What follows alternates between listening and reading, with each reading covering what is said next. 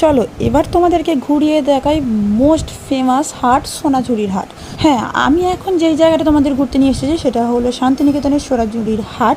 তো এই সোনাঝুরির হাটের সমস্ত দোকান ছিল বন্ধ, কারণ যে লেভেলের বৃষ্টি হচ্ছিল তো ওদের পক্ষে সম্ভব ছিল না দোকানগুলো খুলে রাখা, যেহেতু এই দোকানগুলো হয় ওপেন। তো যেহেতু দোকান বন্ধ থাকায় মনটা একটু হয়েছিল খারাপ, কিন্তু ঠিক আছে চলো এর মধ্যেই তোমাদেরকে ঘুরিয়ে দেখাও। প্রতিটা দোকানের একটু একটু করে ত্রিপলগুলো তুলছিল আর প্রোডাক্ট দেখাচ্ছিল। তো এইখানের মধ্যে পছন্দ হয়েছিল খুব আমার এই জিনিসগুলো, পোড়ামাটির শিল্প। তো আর এর মধ্যেই ওরা কিনছিল ব্যাগ, আর আমি তো দেখছিলাম ভাই এত জিনিস এখানে, কোনটা ছেড়ে কোনটা নেব। তোমরা যারা যারা সোনাঝুরি হাটে এসেছো তারা তো জানো এই সোনাঝুরি হাটের মাহাত্ম্য ঠিক কতখানি। তো এখান থেকে স্নেহা, তারপর সোমা, ইপসিতা এরা কিনছিল ব্যাগ, আর আমি তো চারিদিকটা শুধু দেখে অবাক হয়ে গিয়েছিলাম, ভাই এত বড় হাট বসে ঠিক এই জায়গাটায়। তো আমি আমার লাইফে প্রথম গিয়েছিলাম শান্তিনিকেতনের সোনাঝুরির হাটে। এই হাটটা পুরোটা দেখবো বলে একটু এক্সাইটেড আমি হয়েছিলাম, না একটু বলবে না, বেশ অনেকখানি এক্সাইটেড হয়েছিলাম, কারণ যেহেতু লাইফের প্রথমবার গেছি পুরোটা তো এক্সপ্লোর করতেই হবে, আর তার সাথে নিয়ে গিয়েছিলাম তোমাদেরও। তো এই যে কাঁথা স্টিচের ব্যাগটা ভাই দেখে আমার পুরো মাথা ঘুরে গিয়েছিলো, ভাই কী সুন্দর দেখতে লাগছিলো। আর তার থেকেও বড় জিনিস হচ্ছে এই নাচটা, ভাই এদের সাথে যারা এই একটু কোমর দোলাচ্ছে তাদের মনটা পুরো খুশি হয়ে যাচ্ছিলো। যেহেতু আমি নাচের স্টুডেন্ট না, তাই আমার দ্বারা এই নাচটাও সম্ভব হয়েছিল না।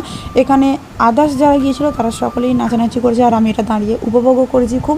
দেন এখান থেকে আমি নিয়ে নিয়েছিলাম আমার মায়ের জন্য একটা পার্স। ভাই এদের জিনিস ভাই অসম্ভব সুন্দর, হ্যাঁ একটু দামটা বেশি হলেও জিনিস খুবই সুন্দর। আর এখান থেকে ইপসিতার জন্য নেওয়া হচ্ছিলো কুর্তি। এখানে ভাই কুর্তির কালেকশন মারাত্মক, ভাই বলে বোঝাতে পারবো না এতটাই সুন্দর। তোমাদের যদি জামা কাপড়ের শখ থাকে তার জন্য ভাই নিউ নিউ কালেকশন তোমরা এই সোনাঝুরির হাটে পাবেই পাবে। আর পছন্দ কোনটা ছেড়ে কোনটা করে বুঝতেই পারবে না। দেন ওখান থেকে সমস্ত কিছু কেনাকাটা কমপ্লিট করে আবার টোটোয় করে চলে এসেছিলাম বৃষ্টিতে ভিজতে ভিজতে আমাদের হোটেলে।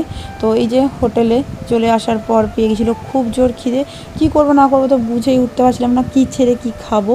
তো আগে রুমে যাই, রুমে যাওয়ার পরেই ভাবলাম যে না আগে কে কী কিনেছে সেগুলো দেখতে হবে। দেন একে একে সবার জামা কাপড় দেখছিলাম, ভাই কত কিছু কিনেছে। আর ইপসিতার এই কুর্তিটা আমার বেশ পছন্দ হয়েছিল। দেন এটা ছিল সব থেকে পছন্দের জিনিস, ডায়েরি। ভাই কী লেভেলের দেখতে লাগছিলো, পুরানো দিনের ফিল আসছিলো। বেশ কয়েকটা ডায়েরি আমরা কিনেছিলাম, আর এই আগেই বলেছিলাম এটা আমি আমার মায়ের জন্য নিয়েছিলাম। আর একটা জিনিস নিয়েছিলাম এই যে আমার বোনের জন্য, যেটা ইপসিতা এখন ভাঁজ করে দিচ্ছিলো। তো সব মিলিয়ে ওভারঅল দিনটা ভালোই কাটলো। আর তারই মাঝখানে স্নেহা কানের কাছে জ্ঞান করছিলো ওকে সব ফটো দিতে হবে, আর আমি বলে দিয়েছিলাম তুই যদি প্রতিটা ফটো মাথা পিছু 10 টাকা করে দিস তবেই তোকে দেবো ফটো।